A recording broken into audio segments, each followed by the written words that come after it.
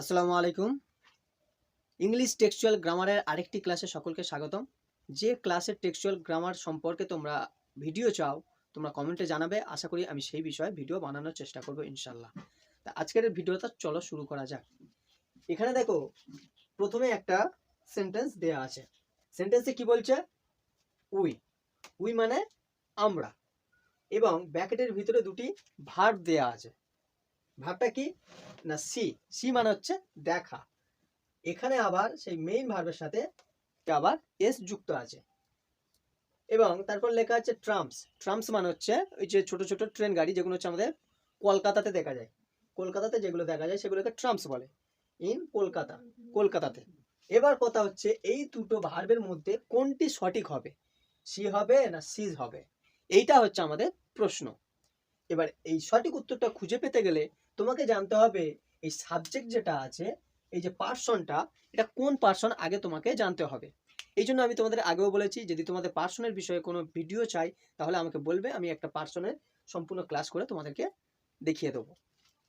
এবং এই উইটা তাহলে কোন পার্সন সেটা আমাকে আগে জানতে হবে। এখানে দেখো উইটা হচ্ছে ফার্স্ট পার্সন প্লুরাল। যেহেতু ফার্স্ট পার্সন প্লুরাল, সেহেতু ভার্বের সঙ্গে মেইন ভার্বের সঙ্গে এস বাই এস যুক্ত হবে না। আমি সবসময় তোমাদেরকে বলে রাখছি, একটা জিনিস তোমরা শুধু মনে রাখবে, যে থার্ড পার্সন সিঙ্গুলারে প্রেজেন্ট ইনডিফিনাইটের ক্ষেত্রে ভার্বের শেষে সর্বদা এস বা ইএস যুক্ত হয়।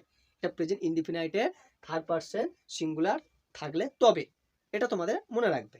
তাহলে এখানে দেখো, যেহেতু এটা ফার্স্ট পার্সন প্লুরাল, তাহলে এস, তাহলে ভার্বের সাথে এস বা ইএস যুক্ত হবে না। তার মানে এটা হবে না। তাহলে সঠিক উত্তর হবে এইটা। তাহলে হবে we see trams in Kolkata. আমরা কলকাতাতে ট্রাম দেখি। এবার দেখো দ্বিতীয়টা, দ্য ট্রামস। ট্রামস ছোট ট্রেন গাড়ি যেটাকে বলি, দ্য ট্রামস। ব্র্যাকেটের ভিতরে আবার দুটো ভার্ব দিয়ে দিয়েছে, একটার সঙ্গে এস যুক্ত আছে আর একটার সঙ্গে নেই। অন ইলেকট্রিসিটি, যেগুলো ইলেকট্রিসিটিতে চলে। দ্য ট্রামস, এখানে দেখো দ্য ট্রামস বলেছে। দ্য ট্রামস, আগে বুঝতে হবে এই সাবজেক্টটা কোন পার্সন। এখানে দেখো ট্রামস বলেছে। ট্রামস, ট্রামস হচ্ছে একের বেশি। যেহেতু এস যুক্ত আছে তাহলে একের বেশি। যেহেতু একের বেশি আছে তাহলে এটা হবে থার্ড পার্সন প্লুরাল। এটা থার্ড পার্সন প্লুরাল হবে। এটা থার্ড পার্সন প্লুরাল। যেহেতু থার্ড পার্সন প্লুরাল, আমি একটু আগে বলে দিয়েছি, থার্ড পার্সন সিঙ্গুলার হলে তবে ভার্বের সাথে এস যুক্ত হবে বা ইএস যুক্ত হবে। যেহেতু দ্য ট্রামস একের বেশি ট্রামস আছে, থার্ড পার্সন প্লুরাল, সেহেতু হবে রান হবে। এটাই হবে সঠিক উত্তর, এটা হবে না। যদি না বুঝতে পারো কমেন্টে জানাবে, আরো একবার বলার চেষ্টা করব। তাহলে সঠিক উত্তর হবে the trams run on electricity. 3 নম্বরেরটা, the river. The river Hooghly. River মানে নদী, হুগলি নদীর কথা বলা হয়েছে।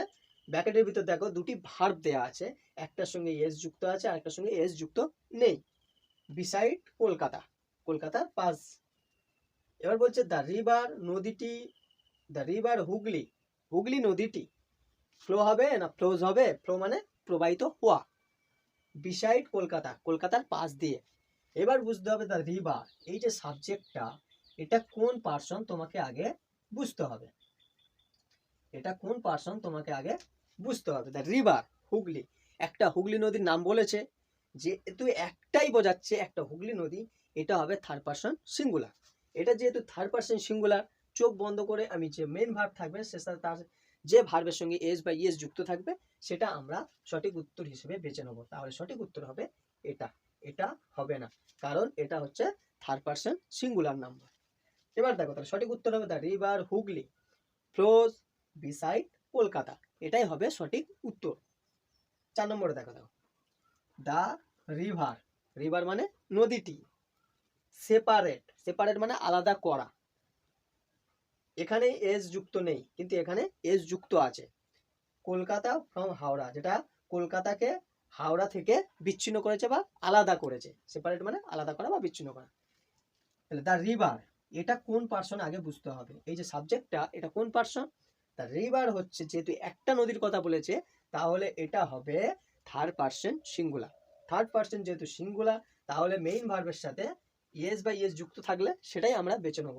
যেহেতু এটার সঙ্গে এস যুক্ত আছে তাহলে এটাই হবে এর সঠিক উত্তর। তো সঠিক উত্তরটি কি হচ্ছে? The river separates Kolkata from Howrah. নদীটি আলাদা করলো কলকাতাকে কোথা থেকে? হাওড়া থেকে। হাওড়া থেকে কলকাতাটাকে আলাদা করলো। এটাই হবে এর সঠিক উত্তর। আশা করি যে 4টে জিনিস বুঝিয়েছি তোমরা সহজে বুঝতে পেরেছো। যদি না বুঝতে পারো কমেন্টে জানাবে, আমি চেষ্টা করবো পরের ভিডিওতে আরও ভালোভাবে তোমাদেরকে বোঝানোর জন্য। এবং তোমাদের কাছে একটাই অনুরোধ, ভিডিওটি আরও বেশি বেশি করে শেয়ার করবে এবং ভিডিওটি ভালো লাগলে লাইক কমেন্ট ও শেয়ার করতে ভুলবে না।